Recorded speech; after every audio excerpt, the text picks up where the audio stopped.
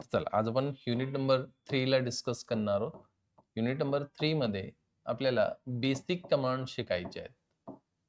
Basic commands.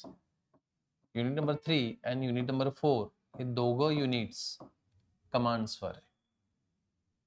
Commands म्हणजे आपले action. आपल्याला काय ॲक्शन घ्यायची आहे, काय टास्क परफॉर्म करायचा आहे, त्यासाठी लिनक्सने कमांड्स बनवले आहेत. खूप सारे कमांड्स आहेत. लिनक्समध्ये जर म्हटलं लिनक्स युनिक्समध्ये तर 10,000 प्लस कमांड्स आहेत लिनक्स अँड युनिक्समध्ये. सुरुवातीला आपण बेसिक कमांड डिस्कस करणार. पुढच्या कमांड्स आपण युनिट वाईज शिकणार आहोत. ठीक आहे. जसं फाईल फोल्डर कसं क्रिएट केलं जातं, विंडोजमध्ये तर आपण ग्राफिकली क्रिएट करतो, बट लिनक्समध्ये तर ग्राफिक आपण यूज नाही करत, कमांड लाईन आपण यूज करतो. मग फाईल फोल्डर बनवले कसे जातात, डिलीट कसे केले जातात, फाईल फोल्डरला परमिशन कशा सेट करायच्यात, कॉपी पेस्ट कट पेस्ट कसं केलं जातं, जे आपण विंडोजमध्ये एकदम ग्राफिकली राईट क्लिक करून करतो. पण लिनक्समध्ये ह्याच गोष्टी आपण कमांड्सने शिकणार आहोत. ठीक आहे. तर आज आपण पहिली कमांड बघणार आहोत, डेट. कमांड नोटबुकमध्ये लिहिताना डेट असं लिहू शकतात. ज्यांना नोट डाऊन करायचे करू शकतात. अदरवाईज मी तुम्हाला प्रत्येक कमांडचं कमांड आणि त्याचं डिस्क्रिप्शन वाली एक PDF फाईल पाठवून देत जाईल. त्याच्यात सगळं लिहिलेलं असेल. ठीक आहे. तर date to show date and time. म्हणजे लिनक्समध्ये डेट अँड टाइम जर तुम्हाला बघायचं असेल तर त्यासाठी कमांड आहे डेट अँड एंटर द्यायचा आहे. ठीक आहे. To show date and time.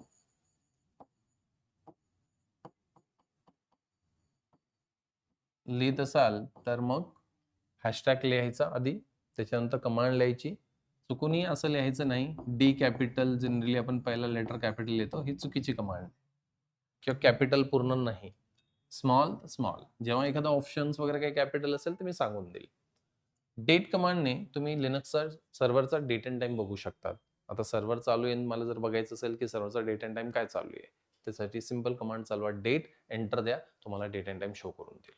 To show date and time. ठीक आहे. विंडोजमध्ये आपण बॉटमला बघून घेतो सिस्टमचा डेट अँड टाइम काय चालू आहे. पण लिनक्समध्ये कम्प्लिटली ब्लॅक स्क्रीन असते, ग्राफिक नाही आहे. ज्यावेळेस आपण लिनक्सला वर काम करतो कंपनीमध्ये, जे सर्व्हर्स असतात ते कम्प्लिटली ब्लॅक स्क्रीन असतात. मग अशा केसमध्ये डेट तुम्ही चालून डेट बघू शकतात. आता सपोज मला डेट सेट करायची असेल, सिस्टमला डेट सेट करायची आहे किंवा चेंज करायची आहे, तर त्यासाठी कमांड आहे डेट स्पेस -s. हे स्मॉल में एस चा मिनिंग असतो सेट. स्पेस देऊन तुम्हाला इथं डबल कोट मध्ये लिहायचं आहे. डेटचा फॉर्मॅट असा लिहायचा आहे YY MM मंथ और डेट. मी 3 करून घेतो आजची डेट. ठीक आहे. स्पेस देऊन टाइम तुम्हाला डिफाईन करायचा आहे. ठीक आहे. सपोज मी एक्झाम्पल म्हणून 9:30 सेट करतो. आता हा जो 9:30 आहे, हा मॉर्निंग 9:30 आहे, लक्षात घ्या. ठीक आहे. Because server machine 24 hours according असतं. तर इथे मी जो टाइम डिफाईन केला तो मॉर्निंगच्या according. 12 hours according server mostly नसतात, 24 आवर्स अकॉर्डिंग असतात. तर ठीक आहे. तर हा मॉर्निंग 9:30 असणार आहे. तर सगळ्यात आधी हा झाला YY इयर डॅश, हा झाला मंथ, ही मंथ व्हॅल्यू आहे, आणि ही झाली डेट DD YYMMDD. ठीक आहे. स्पेस देऊन इथं डिफाईन करा HH MM मिनिट्स आणि SS कोलन. तर ह्या अकॉर्डिंग हा फॉर्मॅट आहे. नंबर्स तुम्ही तुमच्या अकॉर्डिंग बदलू शकतात. मी एक्झाम्पल म्हणून डेट अँड टाइम सेट केलेला आहे. ठीक आहे. YYMMDD space HHMMSS. सेकंड्स 0 पासून स्टार्ट करायचं असतील या फिर 10 सेकंड्स पासून स्टार्ट करायचं असेल तसा नंबर तुम्ही लिहू शकता. कमांड इज डेट, इथं अंडरलाईन करतो रेड, इथं स्पेस आहेत. ठीक आहे. तर डेट स्पेस -s. चा मिनिंग काय? सेट. जर तुम्हाला डेट अँड टाइम सेट और चेंज करायचे असेल त्यासाठी कमांड आहे. ही झाली डेट आणि हा झाला time. To set date and time या to change date and time या फिर टू सेट और to change date and time. तुम्हाला डेट अँड टाइम सेट और चेंज करायचं असेल तर त्यासाठी डेटच कमांड आहे. ऑप्शन यूज करायचं S. कधी कधी सर्व्हरला आपल्याला डेट अँड टाइम चेंज करावा लागतो, त्या केसमध्ये तुम्ही ही कमांड रन करू शकता. ठीक आहे. date command to show date and time, date command -s option to set date and time.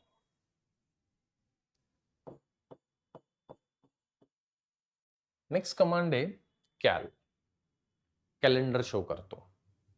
ठीक आहे, कॅल कमांडने आपण कॅलेंडर बघू शकतो. करंट मंथचं कॅलेंडर तो तुम्हाला दाखवतो. करंट डेट काय तो हायलाइट करतो, करंट मंथ दाखवतो. तर जस्ट कॅल कमांड दिलं तर जी पण करंट मंथचा कॅलेंडर असेल तो तुम्हाला शो करणार आहे. कॅल -3 जर दिला, कमांड आहे आणि हे ऑप्शन आहे. ऑप्शन कसं, बिकॉज मी हायपन लावलाय, डॅश हायपन मायनस तुम्ही काही म्हणू शकता. तर -3 तर कॅल स्पेस -3 ने तो 3 महिन्याचं कॅलेंडर दाखवतो. नाही, to show previous, current and next month calendar. ठीक आहे, प्रिव्हियस जसं की जानेवारी होता, आता फेब्रुवारी चालू आहे आणि मार्च दाखवेल. ठीक आहे, तर 3 मंथचं कॅलेंडर कसं दाखवेल, to show previous, current month and next month calendar. ठीक आहे, cal -3 to show previous, current and next month calendar. आता तुम्ही म्हणाल सर 5 पण टाकू शकतो का, 4 पण टाकू शकतो का? तर नाही, असं काही ऑप्शन्स नाही आहेत कॅल कमांडमध्ये. कोणताही ऑप्शन तुम्ही कोणत्याही कमांडमध्ये नाही लावू शकत. जे व्हॅलिड ऑप्शन्स असतात तेच तुम्ही ऑप्शन्स इथं यूज करू शकता. इथे जर तुम्ही कॅल -4 टाकलं तर सिस्टम तुम्हाला एरर देईल, इनव्हॅलिड ऑप्शन 4. हेल्पसाठी तुम्हाला सांगेल तो. ठीक आहे, 5 नाही. तुम्ही एक तर इथं 1 टाकू शकतात आणि 3 टाकू शकतात. हे दोनच ऑप्शन्स आहेत. 1 टाकायची गरजच नाही, कारण की बाय डिफॉल्ट कॅल कमांड 1 मंथचंच कॅलेंडर दाखवतो. ठीक आहे, 3 months previous, current, next month calendar दाखवतो. 4, 5, 6, 7 असं काही ऑप्शन नाहीये. ठीक आहे, तर तुम्ही जस्ट ट्राय करून बघा 4, 5 टाकून, तर तुम्हाला एक एरर देईल तो, इनव्हॅलिड ऑप्शन 4, 5 जो पण नंबर तुम्ही टाकणार. तर तुम्हाला स्पेसिफिक मंथचं कॅलेंडर बघायचं असेल, मग तुम्ही इथं असं टाकणार, जसं की मला डिसेंबरचं कॅलेंडर बघायचं आहे, म्हणून कॅल स्पेस मंथ. ठीक आहे, 1 पासून 12 पर्यंत तुम्ही लिहू शकतात मंथसाठी. 1 म्हणजे जानेवारी आणि 12 म्हणजे डिसेंबर राहील. ठीक आहे, आणि इयर टाका, जसं की मला 2050चं डिसेंबरचं कॅलेंडर बघायचं आहे किंवा 2010चं मला डिसेंबरचं कॅलेंडर बघायचं आहे. तर इथं तुम्ही व्हॅल्यू बदलू शकतात. Year and this is month. हा, इथं हायपन नाही. आता ह्या केसमध्ये कमांड ऑर्ग्युमेंट असं येतं. ठीक आहे, 2 ऑर्ग्युमेंट्स आलेत, एक मंथ आणि एक इयर असं. तर स्पेसिफिक मंथ तुम्ही चेंज करू शकतात.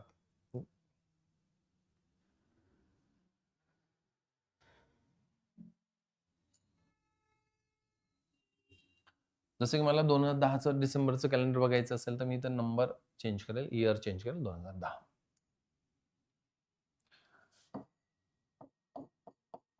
तुम्ही असं लिहू शकतात, कॅल आणि इयर 2010चं मला जानेवारीपासून डिसेंबरपर्यंत कॅलेंडर बघायचं आहे, तर त्या अकॉर्डिंग दाखवेल. प्रिव्हियस इयर टाकू शकतात, करंट इयर टाकू शकतात. 2026चं मला डिसेंबर टू जानेवारी कॅलेंडर बघायचं, होल इयरचं कॅलेंडर दाखवेल, जानेवारी टू डिसेंबर. ठीक आहे, इयर तुम्ही तुमच्या अकॉर्डिंग चेंज करू शकता. 2050चं मला जानेवारी टू डिसेंबर कॅलेंडर बघायचं.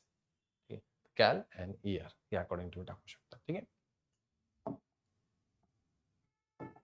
तर कॅल कमांड कॅलेंडर शो करतो. PWD command print working directory, presently आपण कोणत्या फोल्डरमध्ये काम करतो ते दाखवतो.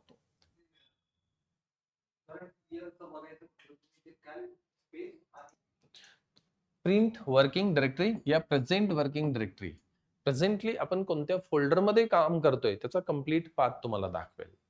ठीक आहे, जसं विंडोजमध्ये जर टॉपला तुम्हाला दिसतं की तुमचा पाथ काय, सी मध्ये एबीसी मध्ये XYZ मध्ये डेटा नावाचं फोल्डरमध्ये तुम्ही काम करताय, तर विंडोजमध्ये वरती तुम्हाला कंप्लीट पाथ दाखवतो. तसंच पीडब्ल्यूडी कमांड जर तुम्ही टाईप केली, एंटर दिला, तर तुम्ही कोणत्या फोल्डरमध्ये काम करताय त्याचा पाथ आपल्याला दाखवतो. म्हणजे प्रेझेंट वर्किंग डायरेक्टरीचा पाथ तुम्हाला दिसतो. प्रिंट वर्किंग किंवा प्रेझेंट वर्किंग डायरेक्टरी पण तुम्ही म्हणू शकता. PWD.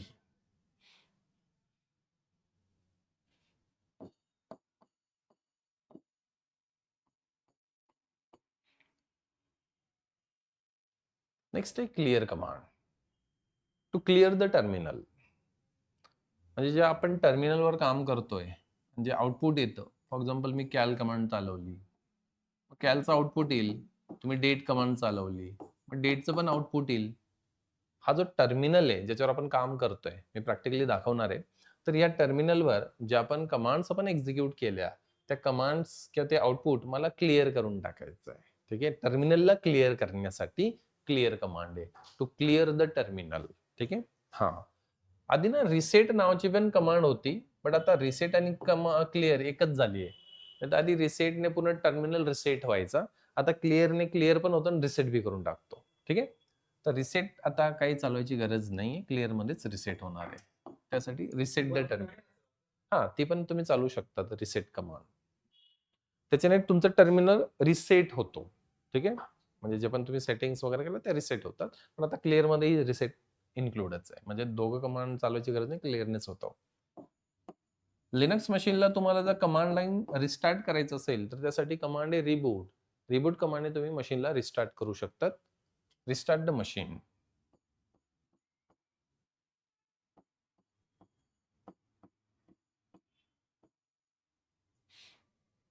किंवा इनिट 6 कमांड ऑर मध्ये लिहून घ्या. इनिट 6 ने सुद्धा तुम्ही लिनक्स सिस्टमला रिस्टार्ट करू शकतात, रिबूट करू शकतात. दोघांपैकी तुम्ही कोणतीही कमांड चालवू शकतात. बट हायस्ट प्रायोरिटीला रिबूटच कमांड सांगायची किंवा तीच एक्झिक्यूट करायची. दोघांमध्ये तसं काही डिफरंट नाही आहे, बट रिबूट कमांडने रिस्टार्ट करण्यासाठी रिबूट कमांड. जर तुम्हाला कम्प्युटरला कमांड लाईन शटडाऊन करायचं असेल तर त्यासाठी पॉवर ऑफ नावाची कमांड असते. पॉवर ऑफ सिंगल वर्ड आहे, ज्याच्याने तुम्ही कम्प्युटरला शटडाऊन करू शकता. ठीक आहे.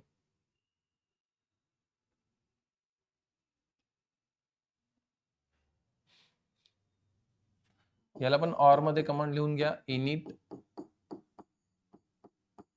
0. याच्याने कम्प्युटर शटडाऊन केला जातो. इनिट 0.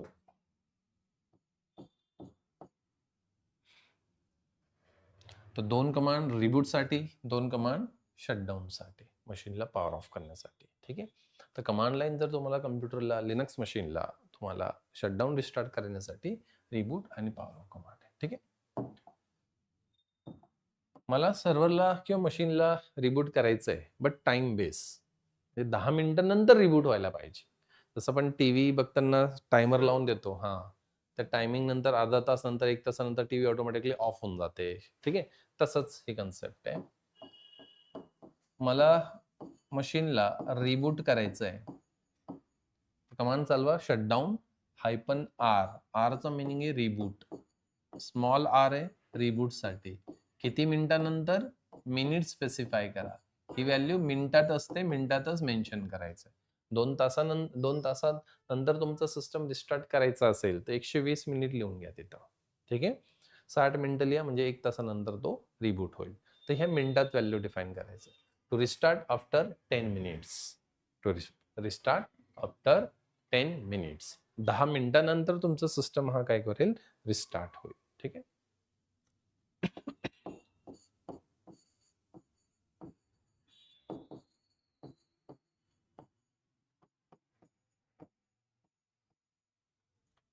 तुम्ही स्केड्यूल तर लावून ठेवला, बट तुम्ही विसरून गेलात की काहीतरी स्केड्यूल सेट केला आहे. ठीक आहे, शटडाऊनचा का रिस्टार्टचा सेट केलाय.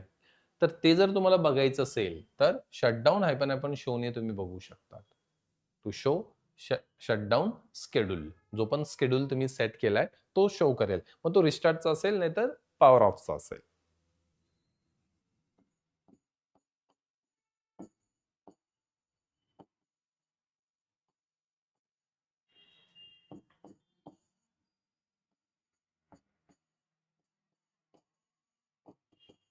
वरती आपण रिबूट केला,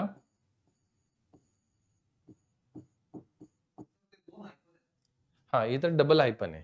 डबल आयपन ज्यावेळेस आपण पूर्ण स्पेलिंग लिहितो, सिंगल आयपनला शॉर्टकट लिहावा लागतो. मग इथं आयपन एस ऑप्शन नाहीये, म्हणून ते पूर्ण लिहायचं असतं. मग इथं शो पूर्ण लिहावं लागतं. इथं पी कॅपिटल आहे पॉवर ऑफ साठी, पी काय कॅपिटल आहे, आर इथं स्मॉल आहे. इथे काय होईल, पॉवर ऑफ होईल. 10 मिनिटांनंतर सिस्टम ऑटोमॅटिकली पॉवर ऑफ होऊन जाईल. ठीक आहे. दोघं स्केड्यूल आपण एक साथ लावू नाही शकत. म्हणजे फॉर एक्झाम्पल मी रिस्टार्टचा शेड्यूल लावला, त्याला सांगितलं 10 मिनिटांनंतर सिस्टम बंद कर आणि थोड्या वेळात मी परत ही कमांड चालवली पॉवर ऑफची. मग तो काय करेल, याला कॅन्सल करेल, याला सेट करेल. ठीक आहे. म्हणजे ॲट अ टाइम तुम्ही दोघं नाही लावू शकत. रिस्टार्ट आणि पॉवर ऑफ बी नाही. त्याला ओव्हरराईड करून टाकतो. ठीक आहे. हां, तो घेईल तो. येस. म्हणून दोघं ॲट अ टाइम तुम्ही सेट नाही करू शकत. रिस्टार्ट नंतर तुम्ही ही कमांड चालवली, तर पहिलीवाली जी कमांड आहे किंवा पहिलावाला जो शेड्यूल आहे तो कॅन्सल केला जाईल आणि लेटेस्ट जो तुम्ही सेट केला तो अप्लाय केला जाईल. ठीक आहे. तर शटडाऊन -R, R म्हणजे रिबूट, P म्हणजे कॅपिटल P पॉवर ऑफ साठी.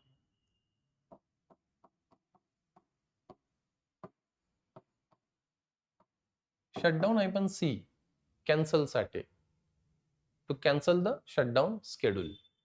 शटडाऊन शेड्यूल तुम्हाला कॅन्सल करायचं असेल तर त्यासाठी सी ऑप्शन यूज करायचं. तर सीचा मिनिंग कॅन्सल आहे. मग तुम्ही जो पण शेड्यूल सेट केला तो केला जातो कॅन्सल. तो shutdown schedule cancel. Then shutdown C cancel the shutdown schedule. म्हणजे सपोज तुम्ही जो शेड्यूल लावलाय हा वाला किंवा हा वाला कोणताही, मला नकोय तो शेड्यूल, मला ते कॅन्सल करून टाकायचं, तर शटडाऊन-C ने तुम्ही कॅन्सल करू शकता. ठीक आहे. सी म्हणजे कॅन्सल. आपण ज्या शेलवर काम करतोय ती शेल कोणती आहे जर तुम्हाला बघायची असेल तर त्यासाठी कमांड आहे echo dollar shell to show default shell. Shell काय बेसिकली एक सॉफ्टवेअर प्रोग्राम. युजर म्हणजे युजर आणि कर्नल या दोघांमध्ये कम्युनिकेशन करण्यासाठी एक प्रोग्राम काम करतो आणि त्या प्रोग्रामलाच आपण काय म्हणतो शेल. ठीक आहे. तर शेल बेसिकली एक सॉफ्टवेअर प्रोग्राम आहे. K shell, C shell, Z shell, power shell, खूप सारे टाईपचे शेल्स असतात. बट लिनक्स कोणत्या शेलवर काम करतोय ते जर बघायचं असेल तर echo dollar shell. Dollar shell हे कॅपिटल आहे, म्हणजे डॉलर नंतर शेल कॅपिटल आहे. हे व्हेरिएबलचं नाव आहे. मग आउटपुट तुम्हाला बिन बॅश असं तुम्हाला येईल. बॅश शेल तुम्हाला दाखवेल. कॉमनली बॅश शेलच यूज केली जाते सगळीकडे. लिनक्स पण बॅश शेलवर काम करतो. कधी कधी इंटरव्ह्यू क्वेश्चन असू शकतो, लिनक्स कोणत्या शेलवर काम करतो, तर तुम्हाला सांगायचं बॅश शेलवर. विंडोज पॉवर शेल काम करतो. ठीक आहे. To show default shell. Default shell तुम्हाला तो शो करतो.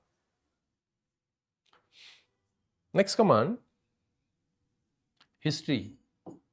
आतापर्यंत जे आपण कमांड्स एक्झिक्यूट केल्या त्या कमांडची हिस्ट्री दाखवतो.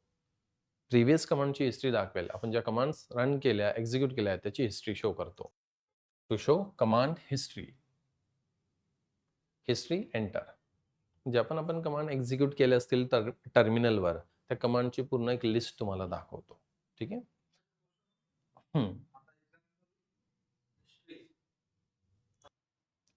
हिस्ट्री अँड इथे जर नंबर टाकला आपण 10 तर शेवटच्या 10 कमांड दाखवतो ज्या की रिसेंटली आपण एक्झिक्यूट केलेल्या आहेत. ठीक आहे. नंबर तुम्ही चेंज करू शकतात. मी एक्झाम्पल म्हणून नंबर 10 लिहिला. History 10, history 5, history 20. म्हणजे शेवटच्या 10 कमांड्स तो दाखवेल, शेवटच्या 5 कमांड तुम्हाला तो दाखवेल, समेटच्या 20 कमांड तो तुम्हाला दाखवेल. ठीक आहे. हा, मॅक्झिमम हिस्ट्री 1000 कमांड दाखवतो. हिस्ट्रीमध्ये मॅक्झिमम तुम्हाला 1000 नंबर्स आहेत, कमांड्स आहेत ज्या तुम्हाला दाखवतो.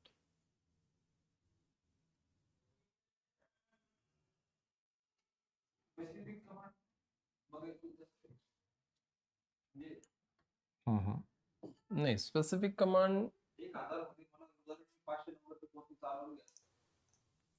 Then history -W.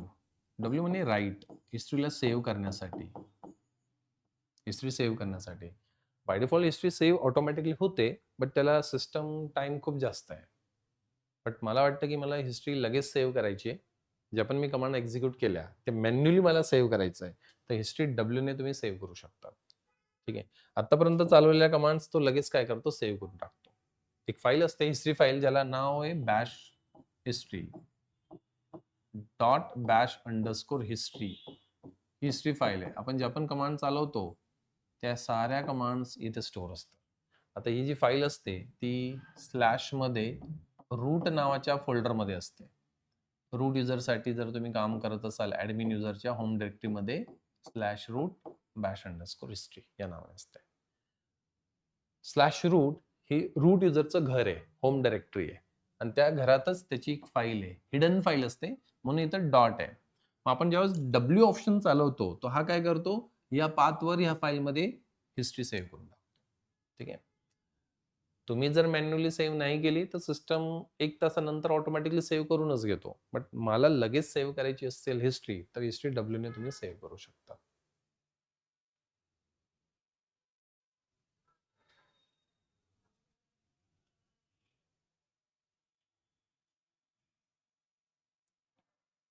हिस्ट्रीला डिलीट करायचं असेल, क्लिअर करून टाकली जाते history. To delete the history -C ने हिस्ट्री आपण डिलीट करू शकतो. To delete history.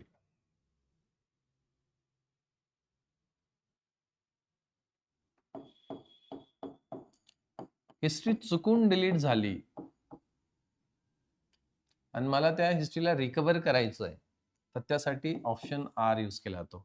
आर म्हणजे recover the history. To recover history.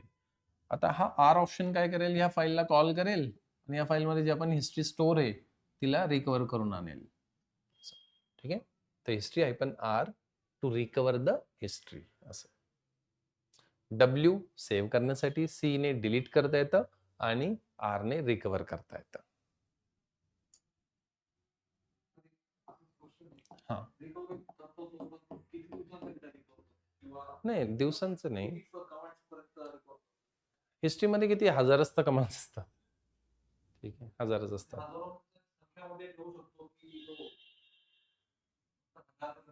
हजार कमांडच असतात ना हिस्ट्रीमध्ये. हिस्ट्रीची साईजच 1000 कमांड दाखवतो. नंतर मग तो काय करतो, आधीच्या कमांड डिलीट करत जातो आणि नवीन नवीन कमांड स्टोअर करत जातो.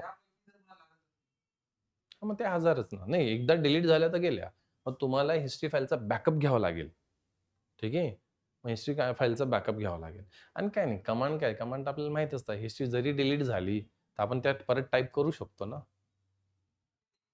ठीक आहे. म्हणजे जनरली हिस्ट्रीचा बॅकअप घेऊन काही, म्हणजे तो काही डेटा नाही आहे आपला, पण त्याचा बॅकअप घेणं नाही जरी घेतलं तरी चालेल.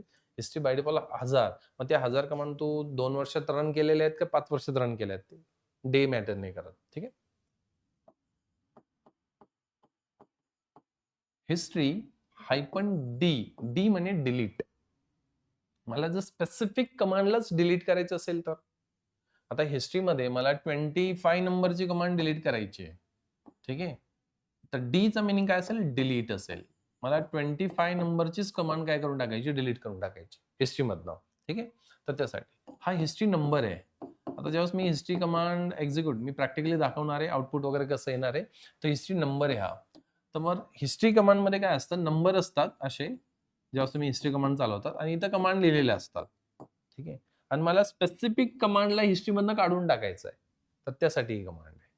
तर कोणत्या कमांडला काढायचं, ज्याचे नंबर 25 आहे. 25 नंबरची कमांड जी आहे ती मला डिलीट करून टाकायची.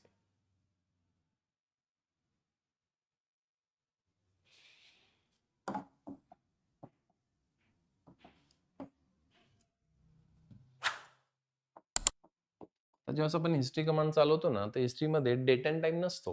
कोणती कमांड कोणत्या डेट आणि कोणत्या टाइमला आपण रन केली. हिस्ट्री, नंबर आणि कमांड असते. बट मला डेट अँड टाइम बघायचा आहे, की कोणती कमांड मी कधी रन केली किंवा कोणी कधी रन केली, कोणत्या डेटला रन केली. मग त्यासाठी बाय डिफॉल्ट अशी काही स्पेशल कमांड नाही आहे ज्याच्याने तुम्ही ती कमांड चालवली आणि डेट अँड टाइम शो करतो. बट एक कमांड असते, ती कमांड तुम्ही जर सिस्टममध्ये एक्सपोर्ट करून दिली, सिस्टममध्ये ऍड करून दिली आणि त्याच्यानंतर जर तुम्ही कमांड हिस्ट्री चालवली, तर तो तुम्हाला डेट अँड टाइम पण शो करतो. ठीक आहे. मग त्यासाठी एक कमांड आहे, एक्सपोर्ट नावाची कमांड आहे, ज्याच्यानं आपण एक्सपोर्ट करतोय. काय एक्सपोर्ट करतोय, हे व्हेरिएबल आहे जे की बाय डिफॉल्ट प्री डिफाइंड आहे. हिस्ट टाइम कॅपिटल आहे, फॉर्मॅट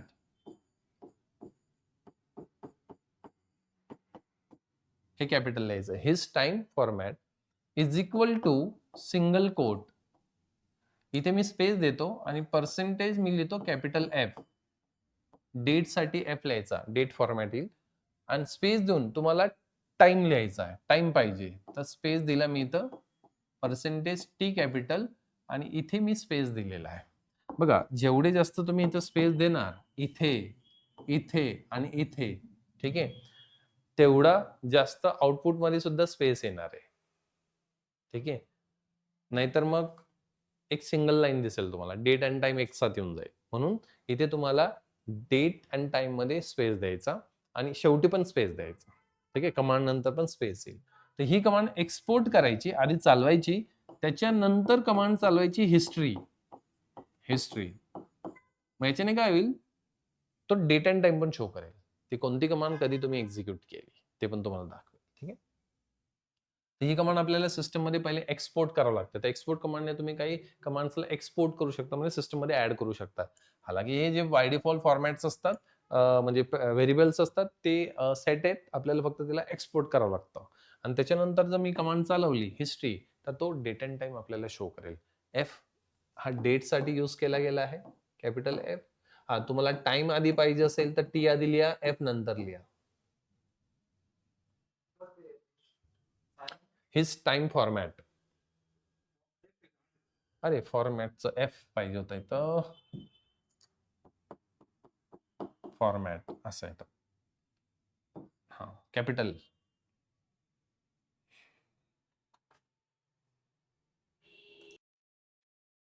आता हिस्ट्री साईज जर तुम्हाला बघायची असेल तर त्यासाठी कमांड आहे echo hist size. Hist size हे व्हेरिएबल आहे. ठीक आहे, हिस्ट साईज कॅपिटल लेटर मध्ये लिहायचं आहे. हिस्ट्री साईज म्हणजे केबी एमबी जीबी नाही बरं का, नंबर्स. मग इथे तुम्हाला आउटपुट येईल 1000, म्हणजे जसं मी तुम्हाला बोललो ना हिस्ट्री किती दाखवतो, 1000.